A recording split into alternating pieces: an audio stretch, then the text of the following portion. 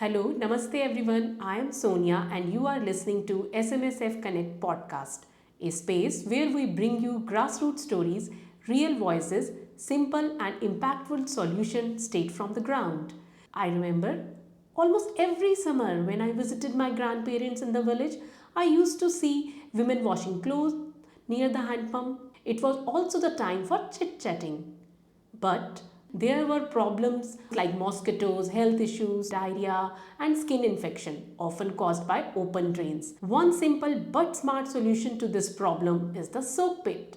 Today, joining me is someone who has worked a lot on this, Mr. Salauddin Saifi, Principal Lead Water Management at SM Sehgal Foundation. He has over 25 years of experience in wastewater management project and rainwater harvesting projects across India. Hi Salauddin, welcome to Let's Connect. Hi Sonia, thank you for inviting me for this talk. Thank you. Salauddin, with your vast experience, you have seen and observed how wastewater issues impact daily life and how simple solutions like soak pits can make a real difference. So, could you briefly explain our viewers what are the current sanitation challenges in this sector for managing wastewater? See, water is a basic requirement which we use since morning to midnight and to take care of our daily household chores. Whatever amount of water we use, most of it, up to 80%, gets converted into wastewater. And rural India faces a big problem like in many cities also we don't have proper wastewater collection and treatment systems. Right. Forget about these treatment systems in rural India, there are very few. So most of wastewater goes into nearby lakes, ponds and tanks etc. and finally goes to river.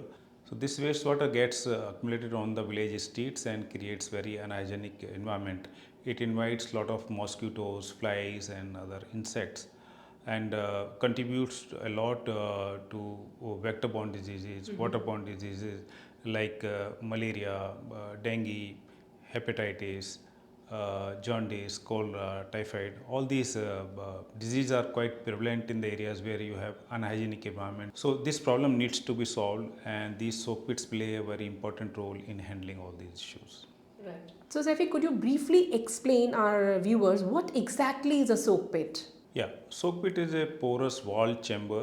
It's a kind of pit, 4 feet, 5 feet wide and deep pit in the ground, where you filter all domestic wastewater coming from your kitchen, from your bathroom, from your laundry, from washing utensil, etc. It should not contain the wastewater from your toilet, which has a lot of pathogens. So all this water gets filtered, and after filtration, this water percolates into the ground. So you handle two problems. One, you get rid of the wastewater. At the same time, you also augment the local groundwater resources, which are mostly declining in all the areas. So these soak pits help to take care of the domestic wastewater and creating hygienic and clean environment in the villages. Right. So basically, it works like a natural filter. Yeah, it collects all wastewater, filters, and then passes it to the ground. Right. So, since you have been working from the last 25 years in this sectors, so you have observed what are the common issues in the villages? So a soak pit handles wastewater from the household, but if it is not designed properly, considering how much wastewater is generated from a house, so all these parameters needs to be considered to design a good soak pit. At the same time, you also need to consider the soil where you are constructing the soak pit should be porous and permeable, means it should be able to absorb the water. If you have sandy soil, it will absorb good quantity of water. But if it is clay soil, it may not absorb water. Even after filtration, water will be standing in your soak pit for a long time. In that case, you have to make a bigger soak pit so that the water which is coming from the household can stay there for some time and slowly it can percolate into the ground. So this is the design aspect of it. At the same time, many soak pits constructed by villages and other communities in the villages face a big problem. They initially they work very fine. They absorb a lot of water, but slowly the amount of silt, soap scum and oil starts entering into the chamber from chamber to the soak pit, and it slowly blocks the pore spaces of the soil, and then slowly the infiltration will be reduced and you will reach a point where hardly any water can go inside the soak pit, and slowly these structures fail. So we have to avoid those conditions. We have to properly maintain and clean the timely clean the soak pit to remove all the debris, all the soap scum, all oil and sludge, basically, which gets deposited in the filtering chamber. Right. So, Saifi, one more question that comes in my mind: in places with heavy oil or hilly areas, do we need to change the design a bit? Of course, the design of soak pit has to be customized based on the requirement. A requirement may be amount of water which is generated from the household. What kind of soil is there, whether it is sandy soil, silty soil, or clay soil. If it is hard rock, then you have to find the porous and permeable strata like fractured areas, faulted, jointed, and weak zones, or weathered rocks. Otherwise, if you put water into the massive rocks, water will not percolate inside. So you have to look for porous and permeable strata, same as you were finding in the soil. All right. Over the last 2 decades, SN Sehgal Foundation implemented over 2,000 soak pits in their intervention areas. What were the key learnings from their performance? Yeah, Sehgal Foundation has been promoting soak pits in villages for a long time, almost 25 years now. Yes. I'm happy to share that some of the soak pits which were constructed initially in 2003 are still functioning, but many of them has become abandoned also because of lack of maintenance, lack of cleaning, and there is kind of problem with the design also in some places, like design what not done properly, considering the amount of water, wastewater which is generated from the house, or the soil conditions were not considered properly, and the infiltration rate was initially slow, and over a period of time the infiltration rate diminishes too much that there is hardly any infiltration into the ground. Then the major problem is the cleaning and maintenance. Many structures fail because beneficiaries don't remove sludge, soap scum, and oil which gets deposited in the filtering chamber. So we found that along with the design, maintenance is a major issue, which leads to failure of many structures. Okay. So, we heard you have designed an innovative solution for soak pit to handle all these problems. Can you briefly explain about this new innovative model? Yeah, as you said, we have constructed more than 2,000 soak pits across villages of different states in India. We were facing this issue that initially beneficiaries will be very enthusiastic and cleaning and maintenance will be done properly. But over a period of time, they lose interest in cleaning and maintenance of the soak pits because it's not a very hygienic environment where you have to clean the sludge, remove all this muck which gets deposited in the filter media. You have to use a bucket, tumbler, and some shovel or something. You have to fill it up and dispose it outside. So you dirty your hands, you dirty all utensils, you dirty all tools used in it. So people are not much interested in timely cleaning of these soak pits. We discussed with the number of beneficiaries. We visited the functional soak pits which have been functional for a long time. We also visited many other soak pits which have failed within short period of construction. And what we analyzed that there were these three issues. One, the soak pit should be properly designed, considering how much wastewater is coming to the soak pit, what is the amount of silt it is coming, what is the load of soap scum, oil, and other debris, means the total volume of pollutants coming with the water. Then, what are the soil conditions or the rock conditions below which you are making the soak pit? because the absorption will take place from the porous and permeable strata only. Like if you have soil, water will percolate in soil which is sandy, which is kind of gravelly soil or silty soil also. But if the soil is clay, there will be no percolation or very, very minimum percolation will take place. Similarly, it happens in case of hard rocks also. So you have to look for weathered formations, faulted, jointed, folded formations where you have a lot of cracks, fissures, and joints through which water can percolate. Otherwise, water will not percolate into the ground. So this was the design aspect. At the same time, most of the soak pits face challenge of timely cleaning and maintenance.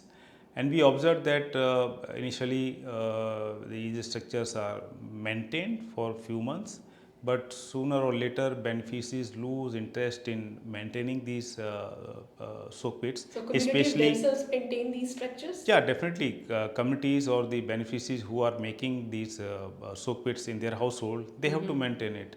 So you conduct training sessions with the villagers as well? Of course, while constructing the soak pits, we motivate beneficiaries. First, for construction of soak pit, we start with awareness sessions. Why you require soak pit? Why proper handling and management of wastewater is important to cut down the cycle of waterborne diseases and vector-borne diseases. Otherwise, people spend a huge amount of money on health issues. If they fell sick, they lose their working hours. Yes. If students or small children they get sick, they lose their study hours, they can't go to school. So there is a big loss, financial loss as well as social loss or personal loss. To some extent, the maintenance and operation of these soak pits are behavioral issues. So, Sefi, what are the training tools you are using for conducting the training sessions? So we start with the sensitization and awareness program of local communities. So if you have to cut all these problems, you have to handle the domestic wastewater either at household level or at community level. If community level solution is not possible, not available due to different reasons, then you have to go for individual household level treatment. And then we engage them in the construction process also. We try to mobilize some community contribution either in cash or kind. So that creates kind of a sense of ownership and pride in the communities that this structure belongs to us. And when you have created that belongingness, then there are more chances of community managing it properly and maintaining it timely. So our team members conduct these sessions on first on how to construct these structures properly, how to monitor the quality aspects because some plumber, some mason will come and construct it for you. Some cases beneficiaries construct themselves also, so they need little more training on how to properly construct it. Then second part is on cleaning and maintenance. So they are told about when to clean, what should be the periodicity, weekly, fortnightly, monthly, when to clean the filtering chamber, and how to clean it, where to dispose the sludge, so that it doesn't create any health hazard in the local area. After construction also, our field team members, they go and periodically check whether their soak pits are functioning properly or not. If there are any particular issues, identify the team members, they are conveyed to the beneficiaries, and if they lack any skill, any tool or any training, then our staff repeats that training for them. We also give them handouts or brochures which have proper procedure of how to clean and maintain these structures. Is this new system cost effective compared to the traditional design? Yeah, it is same system which is being constructed traditionally. The only change is that we are providing a filtering chamber fitted with a T, so that filtered water only goes into your soak pit, and all pollutants, soap, scum, and oil, etc., they get arrested with the help of this T, which we have provided in the filtration chamber. We have also provided 2 gate walls, 350 का एक PVC का gate वाल मिलता है market में, और T का cost around 150 रुपये. सो 850 एक एडिशनल खर्चा है, लेकिन इसकी जो जो परफॉर्मेंस है वो बहुत ज़्यादा बढ़ जाती है।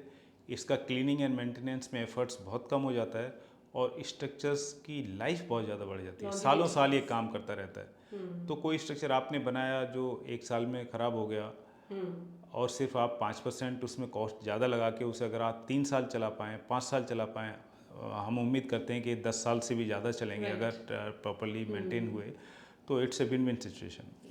Okay. And what is the role of women in this? Do you train women leaders in the communities or women participants in the training sessions? So water management is a collective responsibility of men and women, but practically we find that women are more managing water resources. They spend more time on collecting water from the long distance sources.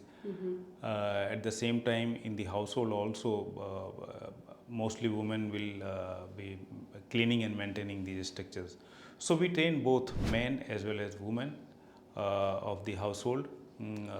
We try to involve all stakeholders who may be cleaning and maintaining these structures. Do you think operation and maintenance play a major role in the long term sustainability of soak pits? See, any civil structure constructed requires some maintenance. Anything built should be maintained. If you don't maintain, things will not work. So soak pit also is a civil structure. It requires cleaning of filtration chamber where a lot of sludge gets deposited, a lot of oil scum, soap scum and oil gets deposited. So you have to remove it to ensure that only filtered water goes into your soak pit. So definitely it has to be cleaned depending on the silt load or amount of pollutants coming with water. It may be weekly cleaning and maintenance, it can be fortnightly or monthly also. It varies as per soil conditions and the pollutants coming with your wastewater. Okay. So what I have understood from our conversation is that soak pits are simple and smart solution. And the best part is they are low cost, easy to build with local material, and villagers can make and maintain them with a little guidance, right? I agree. So Sefi, now for our listener, can you quickly list down top 3 benefits of soak pit? So soak pits are very economical structures to handle domestic wastewater. They help you getting rid of wastewater which gets generated from your household. And thirdly, in most of the villages, wastewater gets deposited or collected in the streets only. So they contribute a lot to vector-borne diseases and waterborne diseases because they may pollute the drinking water sources also. So economically also and health-wise also, soak pit help you in many ways. Right. So, Salahuddin, how does it better over the traditional design? See, when we identified that most of the structures are failing because of lack of cleaning and maintenance, so we discussed the issue with the different stakeholders.